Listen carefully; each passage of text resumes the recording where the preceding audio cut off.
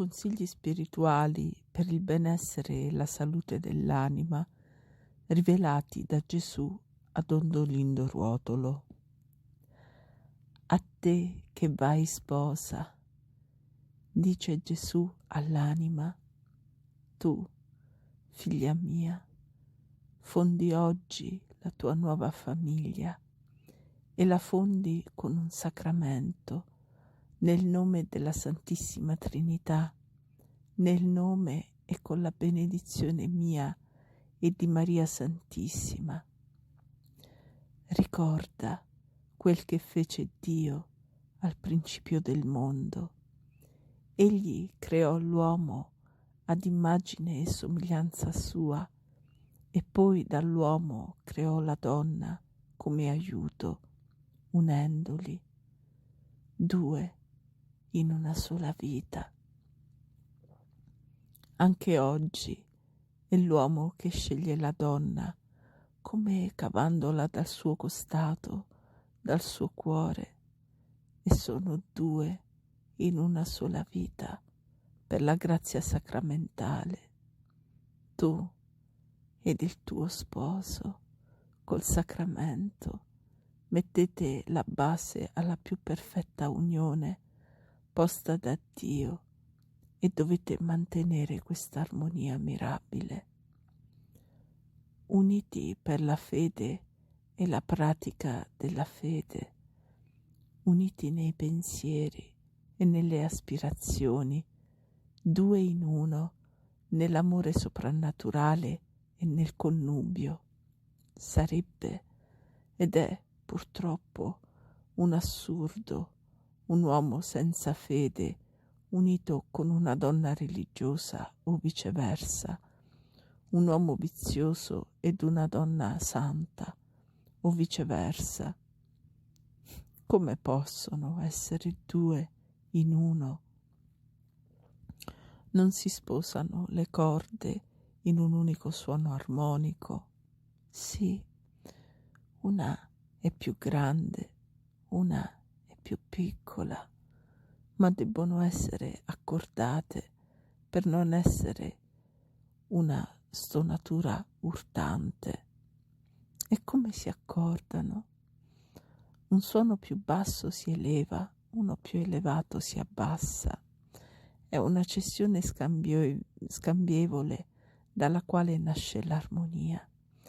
E voi, col cedere qualche cosa dei vostri pensieri e della vostra volontà, sarete una sola armonia. Non litigate, non vogliate avere il predominio. Armonizzatevi nell'amore, nel rispetto scambievole, nel combattimento, nella dolcezza, nella condiscendenza e nella pace. E se accadesse un dissenso, toglietelo subito con un atto di umiltà e di dolcezza, ricordando le parole divine. Il sole non tramonti mai sulla vostra ira. Fonte di pace e di armonia sono io, il vostro Gesù sacramentato. Perciò, anima, comunicati spesso insieme al tuo sposo senza rispetto umano e recita ogni giorno con lui il Santo Rosario. Pensate tutti e due ai figli che avrete e che dovrete educare nel divino amore, nel vostro stesso interesse. Perciò togliete dalla casa ogni figura sconcia e adornatela di me, crocifisso e di Maria Santissima. Ogni figura impura o alle pareti o al televisore vi attira una dissonanza di peccato. Ogni parola turpe vi degrada. Vinci le difficoltà della tua vita con la mansuetudine e la preghiera. Oh, buona mamma, niente irruenze. Quando hai bisogno di usare la tua energia, oh buona mamma, devi condirla con la bontà e con la preghiera, perché l'irruenza è come uno scoppio che produce rovine e dissidi, mentre la bontà e la preghiera sono come la forza ordinata di una macchina che produce, raffina, ordina e ricama. Quanti tesori d'amore divino puoi raccogliere ogni giorno con la tua preghiera e col tuo sacrificio, umile e paziente. Si può raccogliere il grano bruciando nello stelo? No, perché la fiamma consumerebbe anche la spiga. Si taglia con la falce e la spiga rimane intatta. Non confidare un poco in me e molto negli uomini. Se ti affidi all'automobile per essere trasportata, ma vuoi tenere un piede nell'auto e uno a terra, allora o l'automobile fugge e tu rimani travolta, o si adatta a te e tu cammini a passo d'uomo, pur avendo a tua disposizione l'automobile. Tante volte credi di avere fede e ti lamenti di non avere grazie, ma guarda quante volte, invece di confidare in me, tu confidi principalmente negli aiuti e nelle forze umane. Donna, vuoi vincere? Sii calma e mansueta, perché la pace vale più del mobile elegante di una casa sfarzosa. Sono più belli i volti sorridenti nella pace che le pareti arabescate di fiori senza profumo. La tua vittoria non sta nel prevalere, ma nel cedere, rimanendo tranquilla. L'essere padrona non sta nel comandare, ma nel condiscendere. Il tuo giudizio non vale quando lo imponi, ma quando lo cedi per amore di pace. Il tuo ordine non sta nel rimproverare, ma nell'ordine della carità. Una cosa che ti sembra storta e nulla di fronte all'armonia dell'amore che tutto intona. Uno squarcio d'azzurro, un raggio di armoniosa misericordia sia su di te e sulla tua famiglia, perché la tempesta si dilegui, figlia mia. Occorre un vento forte che la dissipi, vento serenatore nelle tribolazioni e la preghiera fatta con fiducia. La fiducia è come uno squarcio di azzurro in un cielo fosco di nubi, è come un sostegno nelle vie ripide e scoscese. Sta in pace, un po' di pazienza. La pazienza è la virtù che porta alla pace. Nella propria giornata c'è sempre da sopportare qualche contrarietà, ma la pazienza l'addolcisce. Se si sopporta subendo ciò che non si può fare a meno di sopportare, l'amarezza si fa più profonda. Se invece si sopporta con pazienza per amor mio, allora l'amarezza prende la dolcezza di un dono fatto a me. Arricchisci l'anima tua di questi doni d'amore. Abbi sempre una grande calma, frenando l'agitazione dei tuoi nervi e comprimendo gli scatti di carattere. L'agitazione dei venti muta in tempesta, la brezza purificatrice delle acque e l'agitazione dei nervi può mutare in maggiore sconvolgimento, la purificazione che danno le pene e le contrarietà. L'anima deve meritare soffrendo. Se rifiuta il dolore, non solo non merita, ma accresce i debiti che ha verso Dio, come quando per una contravvenzione ci si adira contro l'esattore lacerando per dispetto la carta moneta. Non solo allora non si paga, ma si aggiunge la condanna per oltraggio a pubblico ufficiale. Sta dunque calma e soffri con pazienza. Tu sposa, tu madre, tu soffri, figlia mia. Che cosa hai raccolto dalla vita e dalla terra? Delusioni e dolori. Tu soffri come sposa e come madre. Sei scoraggiata. Ecco, io ti vengo incontro per consolarti. Vieni a me, accostati a me nel sacramento eucaristico e invece del povero amore umano tu trovi l'amor mio infinito. Riposa sul mio cuore e troverai in me la tua vita, pur vivendo nelle tue mansioni di sposa e di madre, un bulbo di fiore o un povero sterpo. Custodisci la pace come il tesoro più ricco della casa. Dove regna la pace regno io, re di pace. È più bello il rinnegamento del proprio giudizio e della propria volontà che il penoso sacrificio di un dissenso familiare. Ogni condiscendenza è un bulbo che fiorisce, ogni ostinazione è uno sterpo che genera un roveto pungente, una verga da raddrizzare. Compatire è un atto di sapienza, volersi imporre è un atto di stoltezza. Pretendi di raddrizzare una verga, la spezzi.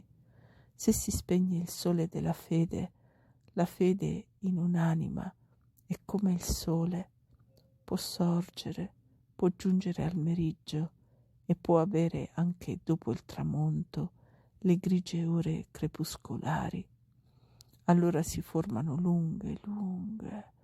lunghissime ombre. Ciò che era fulgore di luce ti sembra illusione, ogni dubbio di fede si allunga e prende dimensioni mostruose. Pensa allora che la tua fede sta tra i crepuscoli di un doloroso tramonto. Umiliati, chiedi aiuto a Dio. Se in una mamma si spegne il sole della fede, per la famiglia è la rovina. Quello che ti circonda è orto seminato da te. Abbi rispetto degli altri ed avrai rispetto. La delicatezza nell'educare genera la delicatezza, come la durezza e l'ineducazione generano la durezza e l'ineducazione. Perciò non ti lamentare degli altri e piuttosto vedi che cosa ha prodotto e produce il tuo cuore. Tu non ti accorgi che quello che ti circonda è orto seminato da te e non vedi te stessa nello specchio di quello che ti circonda. Sii buona, sii dolce, sii compassionevole e il tuo ambiente sarà buono, dolce e compassionevole. Se non è valido il tuo intervento, taci e prega. Ricostruisci la pace nella tua famiglia e ripara con la preghiera, la prudenza e la bontà a quella educazione e formazione che per tua negligenza i tuoi figli non hanno avuta. Attraili ora al tuo amore con la bontà, ora che sei ricca di me, ed espandi su di loro l'amore che attingi da me sacramentato, portando in casa la mia benedizione. Non essere dura e non essere debole. La durezza inasprisce e la debolezza imbaldanzisce. Invoca sui tuoi figli la misericordia e la grazia di Dio, e quando prevedi di non poter vincere col tuo intervento una loro miseria, taci, attendi un tempo migliore e prega. Non temere di venire a me dopo aver compiuto i tuoi doveri di sposa e di madre, perché io ti tutelerò e non permetterò che avvengano complicazioni inutili. Manifesta la tua pietà con semplicità, perché sia a tutti di esempio. C'è un calendario i cui fogli non cadono. Gli anni passano, figlia mia, ma sono come un razzo vettore che si distacca dalla terra per andare verso il cielo. Esso non corre velocemente nel vuoto, lasciando un vuoto, ma si avvicina rapidamente alla meta. Non perde, ma acquista. Ogni compleanno può essere anche triste se si guarda il tempo che passa e si volge il pensiero al calendario che ogni giorno perde ad uno i suoi fogli che cadono come giorni perduti. C'è un calendario i cui fogli non cadono ma si accrescono, perché è il calendario dell'eternità. Il dolore di Maria addolorata ai piedi della croce fu dolore di vita, perché essa lo offrì tutto per la redenzione del mondo. Riposa nel tuo dolore, come essa riposò nel suo immenso dolore. Abbandonati alla divina volontà e il tuo dolore ti santificherà e sarà santificatore di tutta la tua famiglia. Una mamma non può essere vile né spregevole, sii forte nel vincere il mondo, perché lo spirito del mondo rende vili. E una mamma non può essere vile e spregevole, sii forte nel vincere te stessa, poiché la povera natura e il proprio carattere sono pesi che traggono giù, e una mamma deve elevarsi per elevare. Impara a rimanere calma nelle contrarietà, perché la mamma deve essere pace nella famiglia. Impara a saper cogliere nella calma anche un'umiliazione, poiché l'umiltà è la vittoria sul proprio io e lo ridimensiona nella verità. E tu devi sempre essere verità dinanzi ai tuoi figli, perdonare e vincere. Chi subisce un'operazione chirurgica deve star fermo anche soffrendo. Ogni dolore è come un'incisione di un apostema, cioè di un ascesso, di qualcosa che non va, e devi accettarlo con calma. Non ti accorgi che quelli che ti circondano ti raffinano con i loro urti. La pazienza è un atto di interiore fortezza, il perdono è una vittoria, la dolcezza è un trionfo di carità. Invoca lo Spirito Santo perché ti dia la forza di vincerti e di vincere il male in ciascuno dei tuoi familiari.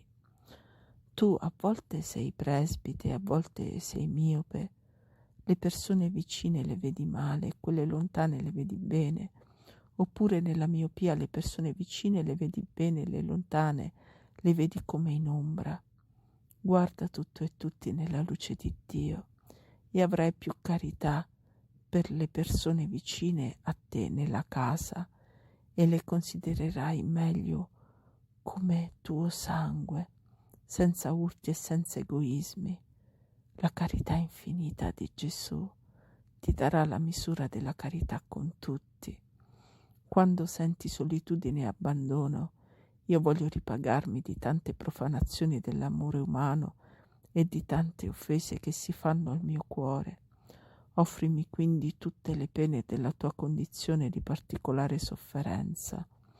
Quando senti pur nella tua famiglia solitudine e abbandono, pensa a quelli che per una creatura mi lasciano solo e mi abbandonano e di a Dio con tutta l'anima: sia per te questa pena in riparazione di quelli che per i sensi si dimenticano di te, ed espanditi in pieno e silenzioso amore con me sacramentato. Oh figlia mia, quante sozzure e miserie sono ripieni i coniugati, e quanta gloria dà a Dio in te la mortificazione dei tuoi sensi e l'immolazione del tuo povero amore. Sii grata a chi ti apparta da sé e amalo di amore più vero. Dimentica di te, tu lo salverai, e nel rinnegamento di ogni soddisfazione umana ti arricchirai di me e sarai santa.